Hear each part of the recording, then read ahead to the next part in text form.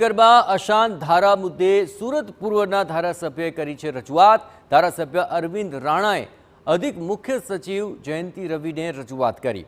અશાંત ધારા વિસ્તારની અંદર મિલકત તબદીલી માટે આડેધડ મંજૂરી ન આપવા માટે આ રજૂઆત છે। અધિકારીઓએ પ્રક્રિયા પાડ્યા વગર મંજૂરી આપી દીધી હોવાનો આક્ષેપ લાગ્યો છે। અશાંત ધારા વિસ્તારોની અંદર વિધર્મીઓએ ખરીદેલી મિલકત અંગે તપાસ કરવા માટે માંગ કરવામાં આવી। ડોક્ટર જયંતિ રવિએ દરેક કેસની પુનઃ તપાસ કરવાની ખાતરી આપી છે। આ સમગ્ર મામલે જે રજૂઆત થઈ છે હવે તેને લઈને ફેર તપાસ થશે અને તેમાં જો કોઈ પણ ગફલત જણાશે તો તેને લઈને કાર્યવાહી પણ કરાશે। વિધર્મીઓએ અશાંત ધારા હોવા છતાં પણ જો અહીં કોઈ મિલકત ખરીદી હશે તો તેને લઈને આ તપાસ થશે તેવી તેમણે ખાતરી આપી છે। ડોક્ટર જયંતિ રવિએ દરેક કેસની પુનઃ તપાસ કરવાની આ ખાતરી આપી છે।